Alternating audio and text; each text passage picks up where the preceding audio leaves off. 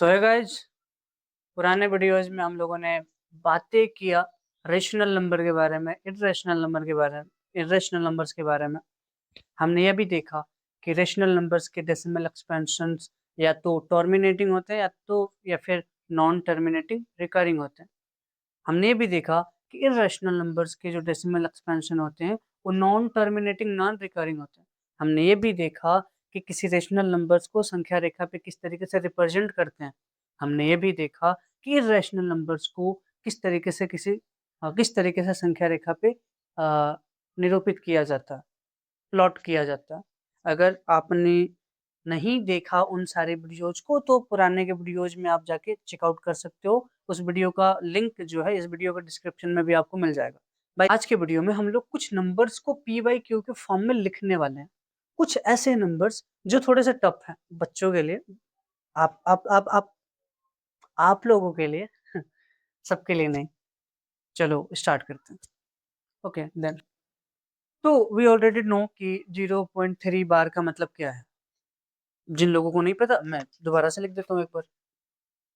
0.3333 dot dot dot मतलब जो 3 है बार बार रिपीट हो रहा है, कॉन्स्टेंटली बढ़ते चला जा रहा है। ओके ओके देन, मैंने इस नंबर को यहाँ पे लिख दिया है और आवर ऑब्जेक्टिव इज कि मुझे इस नंबर को पी बाई क्यू के फॉर्म में लिख देना है। पर इस नंबर को पी बाई क्यू के फॉर्म में लिखने के लिए हमें क्या करना पड़ेगा? What we are going to do exactly, what is the process? Okay, तो थोड़ा सोचते हैं। ऐसा करता हूँ, मैं इस नंबर को x मान लेता हूँ, लेट कर लेता हूँ, इतना इक्वल्स टू x। अच्छा ऐसा करते हैं, मैं ना दोनों साइड, अब मैं ऐसा क्यों कर रहा हूँ आपको बाद में समझ में आएगा। मैं दोनों तरफ 10 से गुना कर लेता हूँ, मल्टीप्लाई कर लेता हूँ। अच्छा एक बात, अगर आपने गुना सीखा है 34.866 इंटू 10, बताइए अगर मैं इसका मल्टीप्लिकेशन 10 से कर दूं तो क्या मिलेगा? ऑफ कोर्स आपने गुना सीखा है,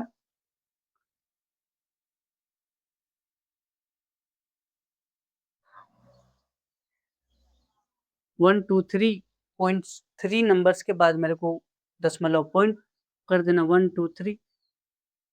मैंने जब इसमें 10 के साथ गुना किया तो मेरे को ए नंबर मिला। एज यू कैन सी कि दशमलव एक डिजिट शिफ्ट हो गया। दशमलव यहाँ पे था 4 के बगल में, अभी दशमलव 8 के बगल में, दशमलव एक पॉइंट शिफ्ट हो चुका। सिमिलरली अगर आपने डबल जीरो के साथ गुना किया होता सेम नंबर में, you can see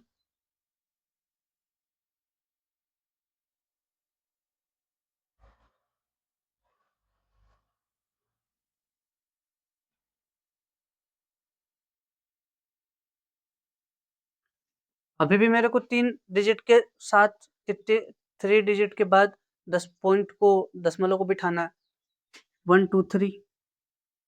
you can see कि जब मैंने इस नंबर में 100 के साथ मल्टीप्लाई किया तो मेरे को यह नंबर मिला। दशमलव यहाँ पे 4 के बगल में था, अभी दशमलव 6 के बगल में। यू कैन सी कहने का मतलब क्या है, जब मैंने 10 से गुना किया तो दशमलव एक बार शिफ्ट हो गया। जब मैंने 100 से गुना किया दशमलव दो बार शिफ्ट हो गया, 2 नंबर्स के बाद शिफ्ट हो गया, वो भी दाहिनी तरफ। कहने का मतलब है एक जीरो वाले नंबर से मैंने गुना किया तो दशमलव एक बार शिफ्ट हुआ, 2 जीरोज वाले नंबर के साथ मल्टीप्लिकेशन किया तो दशमलव 2 बार शिफ्ट हुआ। क्या अगर मैं इसको गुना करूं तो दाहिनी तरफ दशमलव एक बार शिफ्ट नहीं हो जाना चाहिए? ऑफ कोर्स, तो मैं इसको ऐसा लिख सकता हूँ। अब बताओ, क्या मैं इसको 3 प्लस 0.333 लिख सकता हूँ? Think about. अगर कोई नंबर है, सपोज ए नंबर है, सपोज ए ले लो, ए यही नंबर है, तो इसको मैं 34 प्लस 0.866 तो लिख ही सकता हूँ। जब मैं इसको ऐड करूंगा, जैसे ऐसे 0.8666, जब मैंने इसको ऐड किया तो I get the same number. इसका मतलब है कि मैं इसको इस फॉर्म में लिख सकता हूं। उसी तरीके से मैं इसको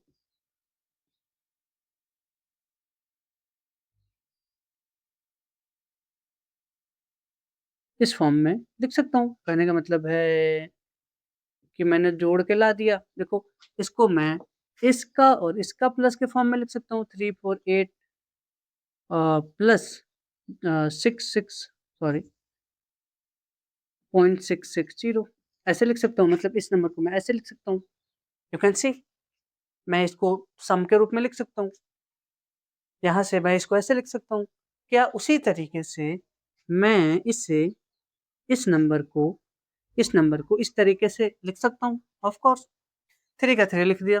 अच्छा बताओ, देख के बताओ, इस लाइन को ही देख के बताओ। इतना इक्वल्स टू मैंने कितना मान के रखा?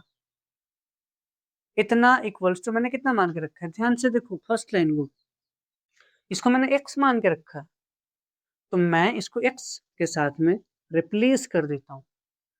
जस्ट टू नो, हमें इसे पी वाई क्यू के फॉर्म में करना है, इसलिए हम ऐसा कर रहे हैं। x को उधर भेज दिया। 3 equal to 10x minus x, यहाँ से मिला मेरे को 3 इक्वल्स टू 9x। इसीलिए x इक्वल्स टू 3/9 1/3, राइट। हमने x इतना को x माना था। व्हाट? हमने इतना को x माना था और हमारा x की वैल्यू इतना ही आ गया। इसका मतलब क्या मैं 0.3 बार इक्वल्स टू 1.1/3 नहीं लिख सकता? आंसर। अब आपको जाहिर सी बात है, आपको चेक करनी चाहिए।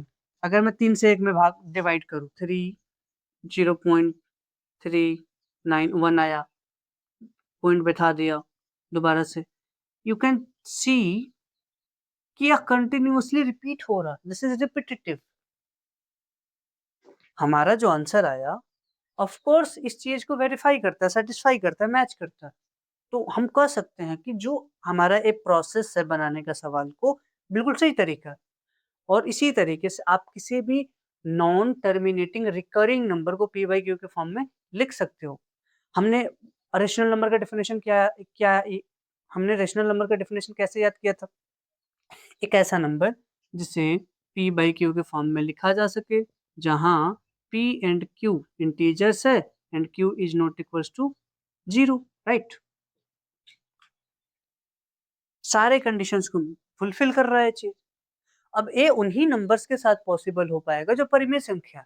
अब अपरिमेय संख्या के लिए हमने सीखा था वहीं पे, जब हम लोग सीख रहे थे अब परिमेय और अपरिमेय, जिन नंबर्स को p बाई क्यू के फॉर्म में व्यक्त नहीं किया जा सकता।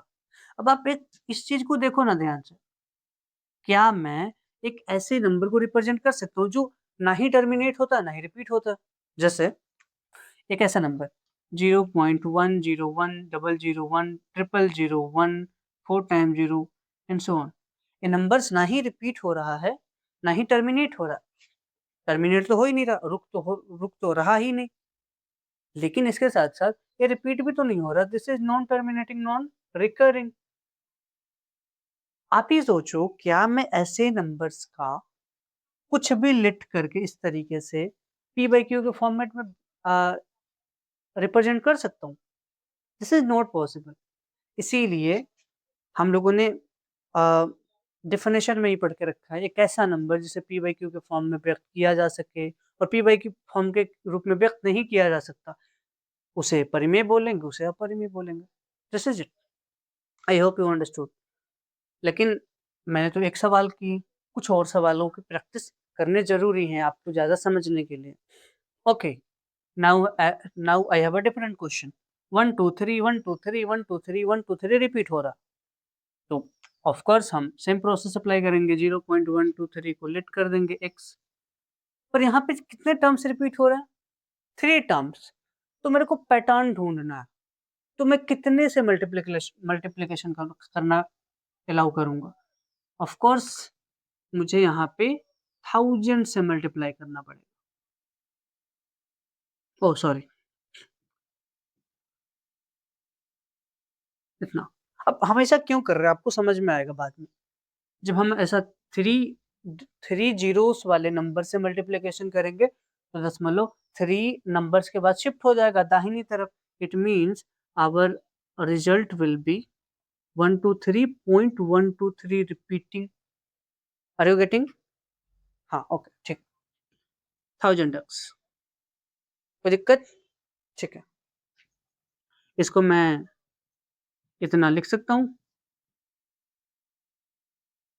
राइट?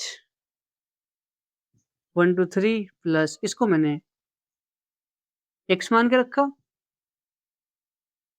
1000x.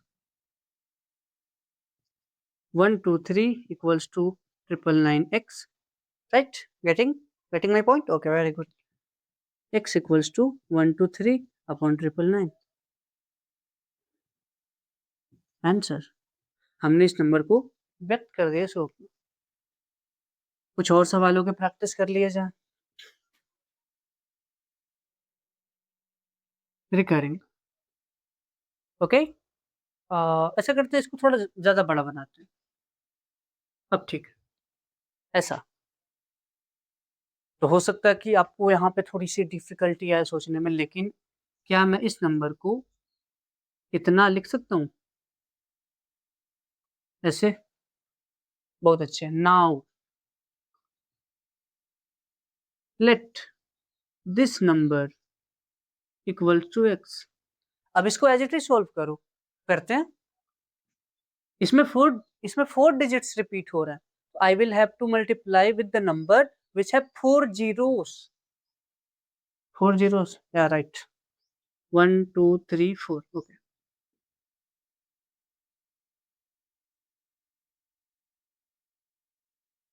लिख सकता हूँ. बहुत अच्छा. 9678.9678 recurring. 1000x. 10,000x. 9678 plus 0.9678 recurring equals to 10,000x. इतना इक्वल्स टू हम लोगों ने कितना कंसिडर किया? x. बहुत अच्छा. Equals to 10,000x. या करूंगा x इक्वल्स टू 9678 अपॉन 9999. इतना, राइट? लेकिन हमें तो इतना पता करना था, इसीलिए मैं जब लिखूंगा 6.9678 रिकरिंग इक्वल टू, मैंने इतना को लिखूंगा 6.9678 रिकरिंग इक्वल टू, मैंने इतना को इतना लिखा 6 प्लस 0.9678 रिकरिंग, और इतना इक्वल्स टू मैंने एक्स लेट किया था, और एक्स इक्वल्स टू इतना है 6 प्लस 9678 अपॉन 4 टाइम्स 9, राइट? जब मैं इसको सॉल्व करूंगा तो 9 छक 54 के 4 हासिल 5. 9 छक 54, 54 5 59 के 9 हासिल 5. 9 छक 54 5 59 के 9 हासिल 5. 9 छक 54 5 59 प्लस 9678 डिवाइड 9999. इसको ऐड करने के बाद आई विल गेट 8 4 12 के 2 हासिल 1, 9 7 16 17 के 7 हासिल 1, 9 6 15 16 के 6 हासिल 1, 9 9 18 19 के 9 हासिल 1. इतना बटा इतना. आप अपने मोबाइल के कैलकुलेटर को निकालो और इस नंबर को डालो. क्या वह इतना आ रहा है? चेक करो. एंड आई थिंक कि मैंने आपको एक इनफ आइडिया दे दिया है कि किस तरीके से किसी नॉन टर्मिनेटिंग रिकरिंग नंबर को अप्रोच करना, किस तरीके से उसे पी बाई क्यू के रूप में व्यक्त करना. बहुत अच्छा. Okay, so now I have written a number. मेरे को इसको सॉल्व करना है. इसमें कितने पार्ट्स रिपीट हो रहे हैं? 2. तो मैं इधर 100 से मल्टीप्लाई कर दूंगा. इसको लेट करूंगा x. 100x. ओके, बहुत अच्छे. इसको जब मैं सॉल्व करूंगा तो मेरे को मिलेगा 2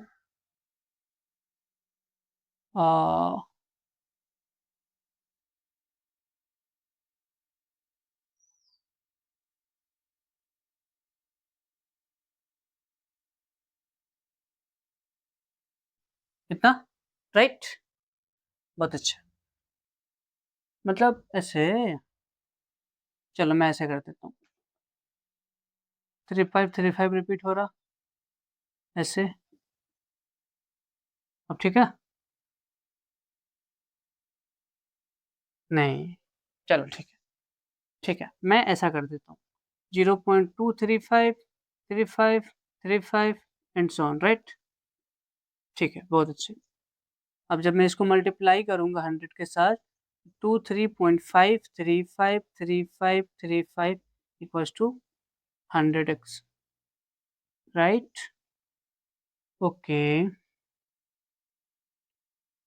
तो मैं ऐसा करता हूँ कि इतना प्लस 0.0353535 लिख सकता हूँ।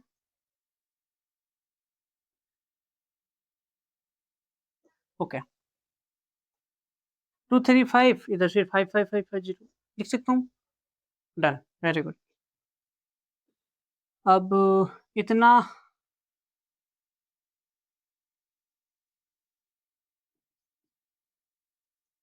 0.035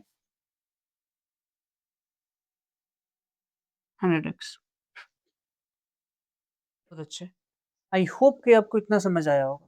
अच्छा, देख के बताओ, मेरे को यहाँ पे इतना दिया हुआ है, x को हमने इतना लेट किया, लेकिन मेरे को तो इतना मिल रहा, मैं कैसे करूं? मैं मतलब मेरे को इधर 3535 इधर रिपीट हो रहा, लेकिन मेरे को इधर 2 है, लेकिन यहाँ पे 0 है, तो यहाँ पे 5 है। मैं ऐसा करता हूँ, यहाँ से 5 यहाँ पे 2 निकाल के दे देता हूँ।